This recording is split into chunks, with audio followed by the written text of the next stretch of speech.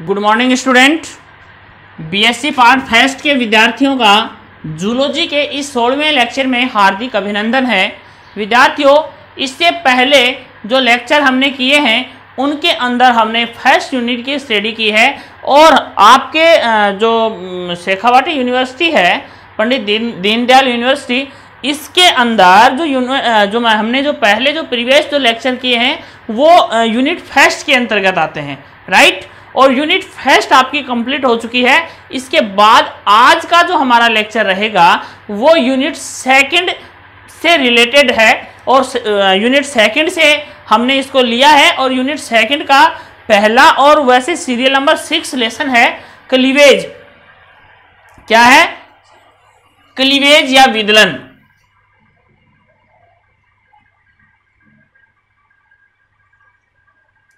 Cleavage इसको कहते हैं विदलन,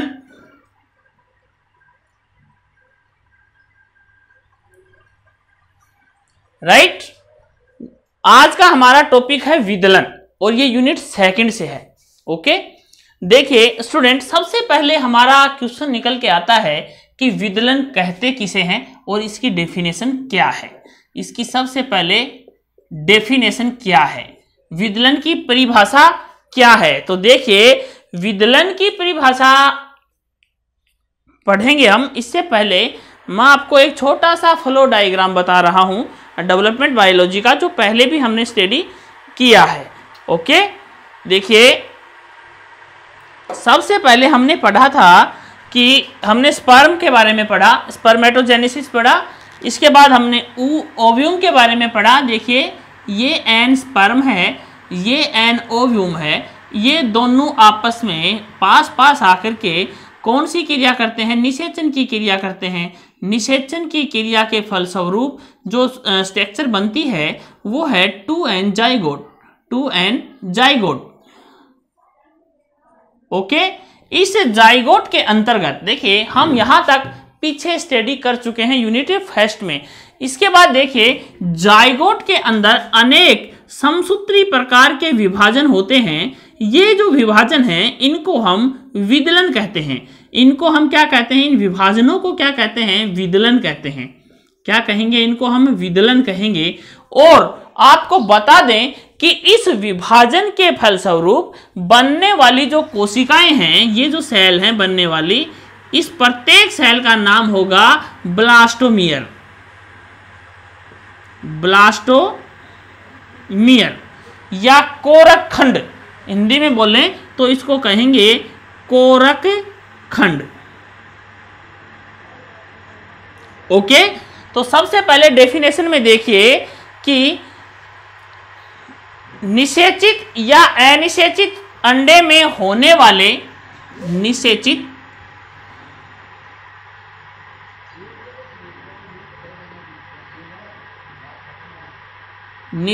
या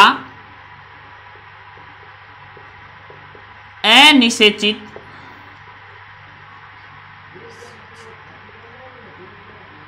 अंडे में होने वाले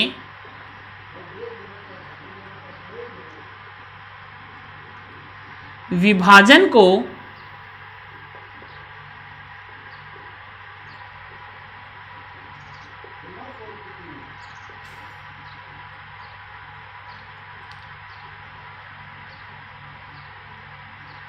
विदलन कहते हैं।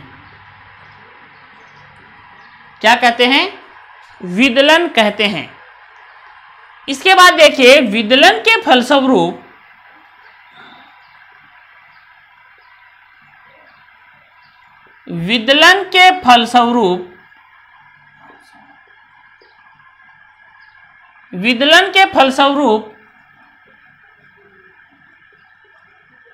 बनने वाली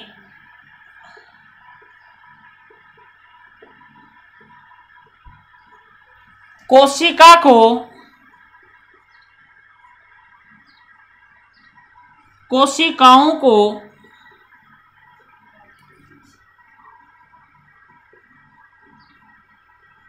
कोरक खंड या ब्लास्टोमियर कहते हैं। कोरक खंड या ब्लास्टोमियर कहते हैं।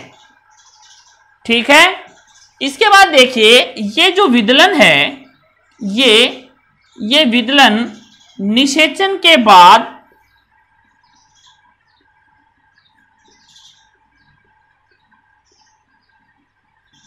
प्रारंभ होता है तथा ब्लास्टुला निर्माण तक जारी रहता है। निर्माण तक जारी रहता है। इसके बाद विभाजन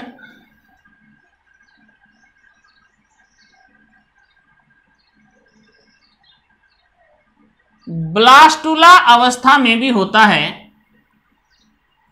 ब्लास्टुला अवस्था में भी होता है,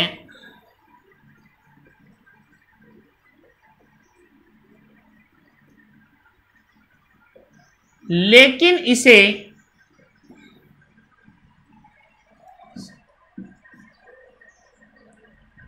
विदलन नहीं कहा जाता।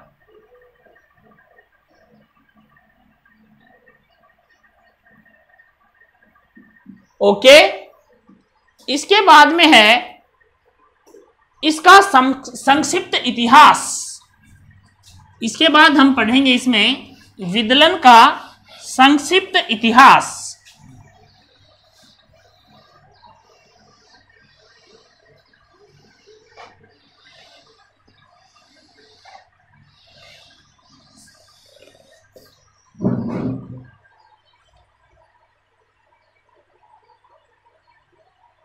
सर्वप्रथम स्वेमड्रम नाम का एक वैज्ञानिक था। स्वेमड्रम, इसने सर्वप्रथम टोड के अंडे में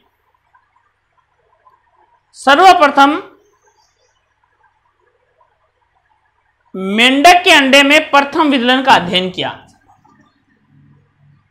सर्वप्रथम मेंढक के अंडे में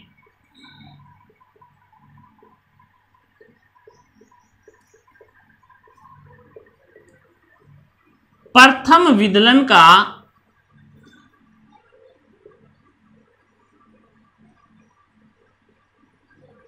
अध्ययन किया। ओके, इसके बाद स्प्लेनजेनी ने, नेक्स्ट एक साइंटिस्ट है स्प्लेनजेनी।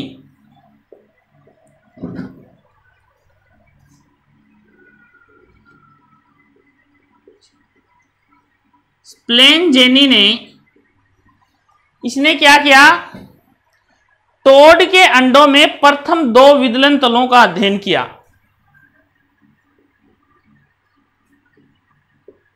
टोड के अंडों में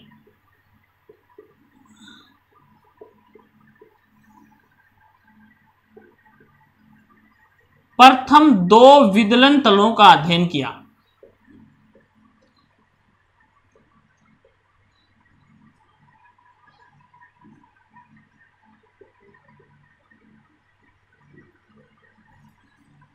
हो गया स्प्लेनजेनी। फिर है प्रीवोस्ट व डूम्स।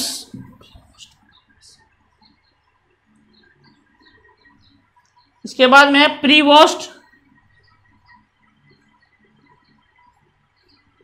And dooms.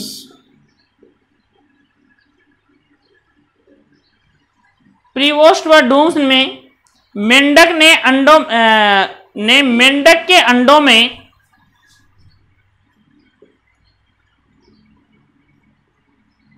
मेंढक के अंडों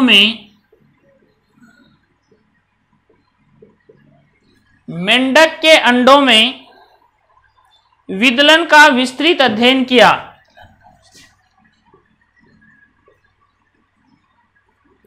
विदलन का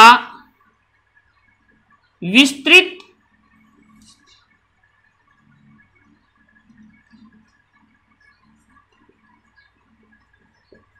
अध्ययन किया।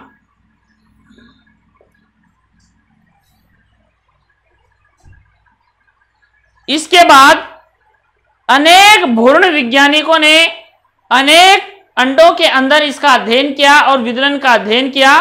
खरगोश के अंडे में सर्वप्रथम विदलन का अध्ययन 1839 में किया गया था और इसके बाद आगे वैज्ञानिकों ने इस पर काफी अध्ययन किया है। देखिए, सबसे पहले किसने? स्वेमड्रम ने सर्वप्रथम किसमें? मेंढक के अंडे में प्रथम विदलन का अध्ययन किया। ठीक है। इसके बाद में स्प्लेनजेनी ने क्या किया? टोड के अंडे में प्रथम 2 विदलन तलों का अध्ययन किया। फिर प्रीवोस्ट ड्यूम्स ने मेंढक के अंडे में विदलन का विस्तृत अध्ययन किया। इसके बाद में है विदलन की विशेषताएं।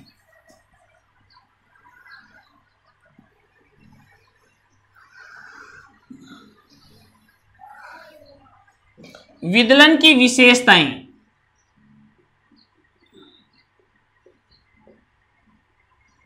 नंबर 1,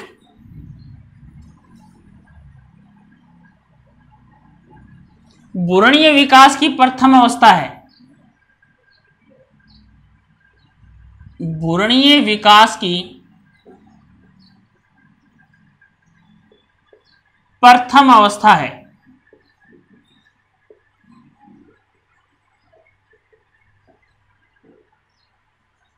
नंबर 2,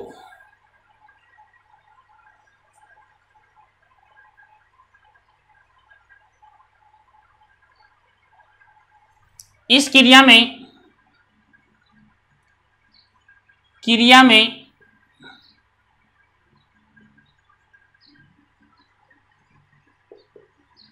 बार बार समसूत्री विभाजन होता है।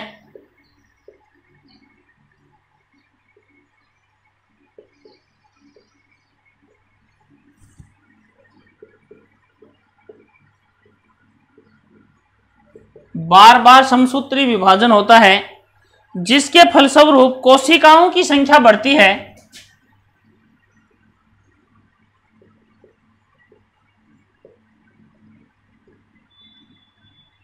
जिसके फलस्वरूप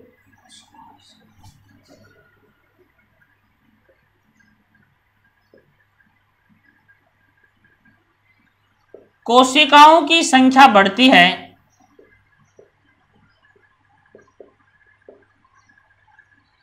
कोशिकाओं की संख्या बढ़ती है, लेकिन इसका आकार निरंतर घटता है। लेकिन इसका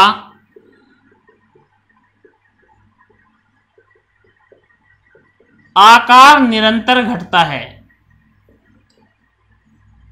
निरंतर घटता है।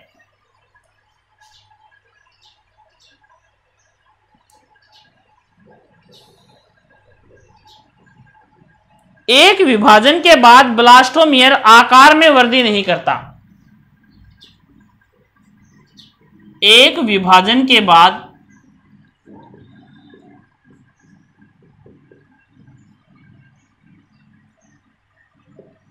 ब्लास्टोमियर आकार में वृद्धि नहीं करता।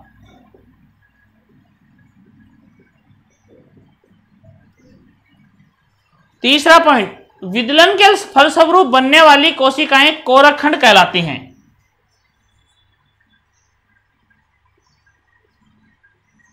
विदलन के फलस्वरूप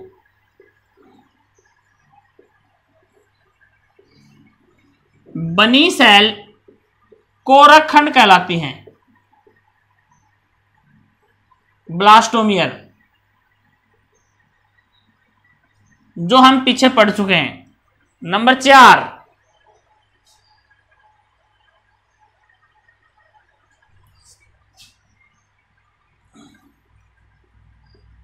विदलन के दौरान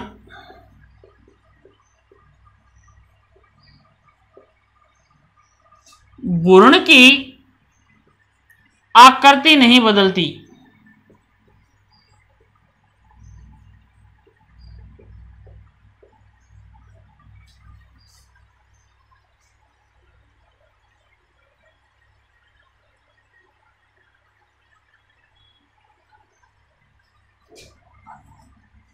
विदलन के दौरान भ्रूण के आकार में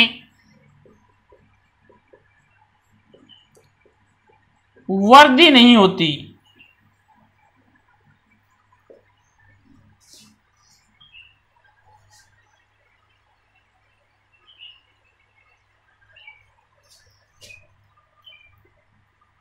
विदलन में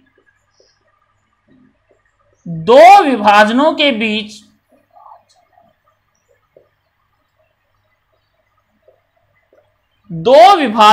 बीच अंतरावस्था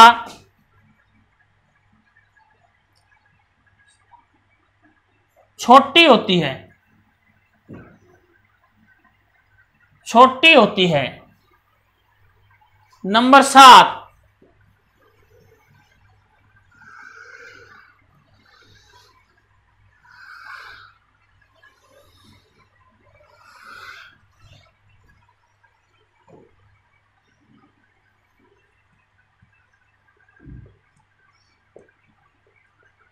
विदलन की दर का निर्धारण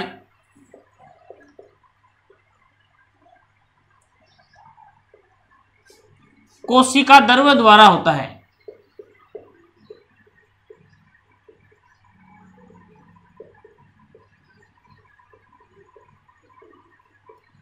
न कि केंद्रक द्वारा।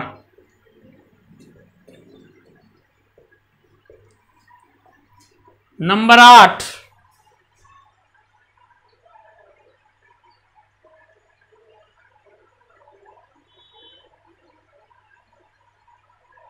विदलन के दौरान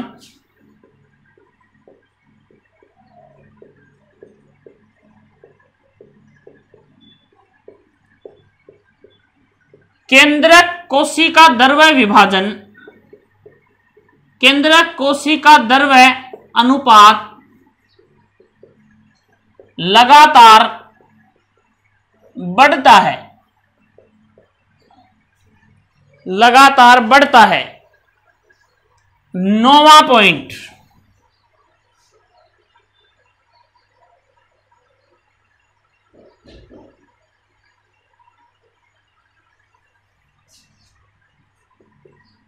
प्रारंभ में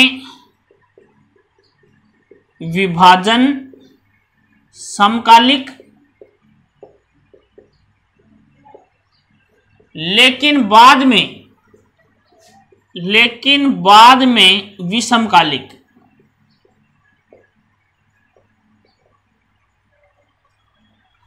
10वां पॉइंट,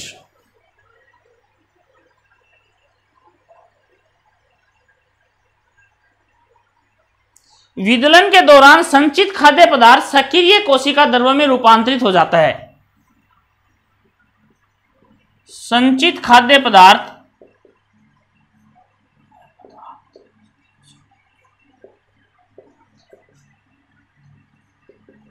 सक्रिय कोशिका द्रव्य में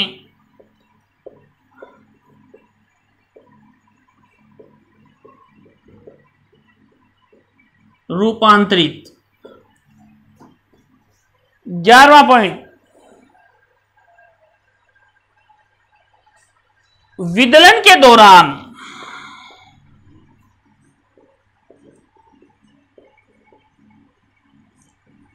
O2 खपत दर बढ़ जाती है। 12वां पॉइंट,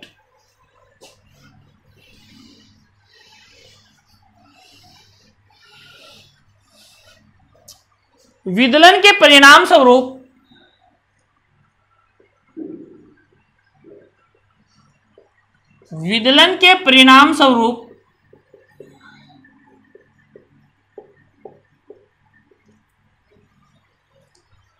एक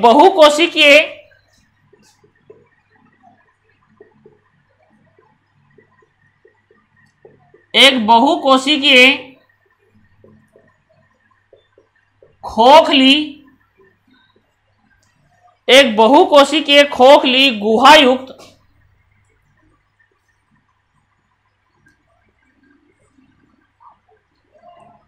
गेंदनुमा गुहायुक्त गेंदनुमा संरचना का निर्माण होता है। संरचना का निर्माण होता है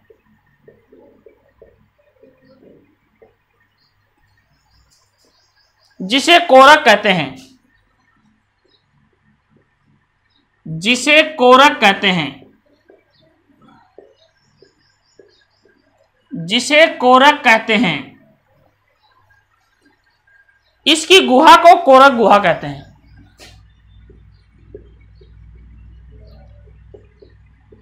इसकी गुहा को कोरक गुहा कहते हैं। ओके, ये थे विदलन की विशेषताएं। आज के लिए ये थी विदलन की विशेषताएं। हमने डेफिनेशन पढ़ी है और इसकी हिस्ट्री पढ़ी है और इसकी विशेषताएं पढ़ी हैं। आज के इस वीडियो में बस इतना ही। आगे नए वीडियो में हम फिर हाजिर होंगे नए टॉपिक के साथ। तब तक के लिए धन्यवाद।